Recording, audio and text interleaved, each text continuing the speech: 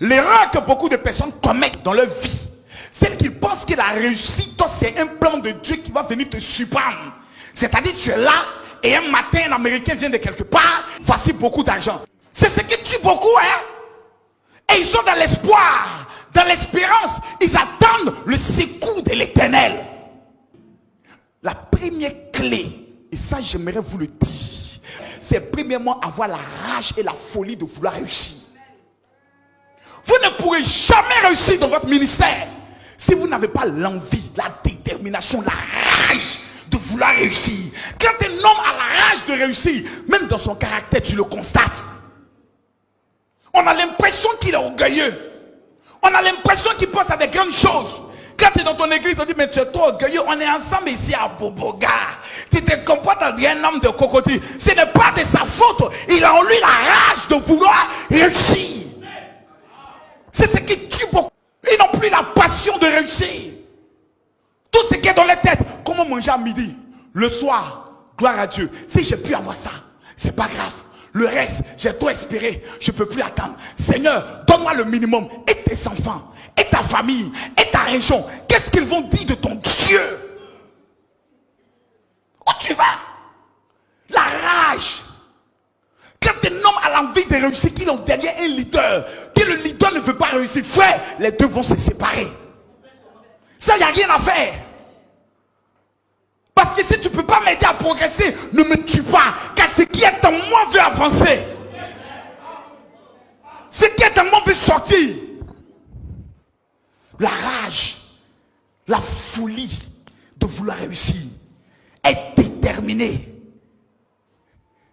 Quand tout le monde te regarde, ils disent, mon frère, il n'est pas possible que tu réussisses. Tu retournes les yeux, tu les regardes. Tu dis, vous parlez de quelqu'un d'autre. Si vous parlez de moi, c'est que vous parlez de quelqu'un d'autre. Car ce qui est en moi est plus fort que ce qui est dans le monde. Le réseau. Le réseau. Combien de personnes parmi vous ont un ami procureur? Ah, souvent c'est unité 10 000 francs. Il y a des relations, quand tu n'as pas, il faut les acheter. Tu vises souvent le procureur. Tu connais son enfant. Tu lis amitié avec son enfant. Parce que tu veux atteindre le procureur par rapport à ton ambition. Car dans ton ambition, tu vas toucher des centaines de millions. Tu es assis là, à la moment je sais que tu es un millionnaire. Et il faut avoir un réseau. Dans ton réseau, tu dois avoir un banquier. Le réseau est important. Car on ne sait jamais dans la vie. Toi, ta vision, c'est de te marier. Moi, ma vision, c'est de créer une banque. Pourquoi tu veux que toi et moi, on marche ensemble? Moi, ma vision en tant que femme, c'est d'avoir une banque, une microfinance. Pourquoi tu veux que je marche avec toi? C'est pas de l'orgueil. Même les oiseaux de même plumage, c'est eux qui font ensemble. Tu as vu un mouton et un cabri marcher ensemble? Toi, tu marches chez les gens. Tes gens t'appellent, tu racontes le problème au téléphone comme ça.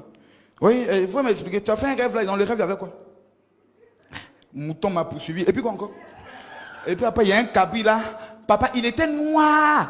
Moi-même, quand je l'ai vu là, c'est ça là, toi, tu écoutes.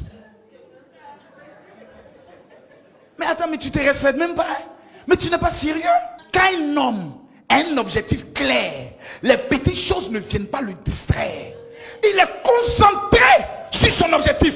Il sait ce qu'il veut. On ne peut pas venir l'amener ailleurs. Quand tu viens que tu n'es pas dans son objectif, il dit, arrière de moi, Satan. Dieu ne te donnera jamais ce à quoi tu n'as pas fixé comme objectif. La réussite ne surprend pas. Dis à ton voisin, je veux réussir. Il t'a pas entendu, dis-lui, je veux réussir. Dis-lui, je veux réussir.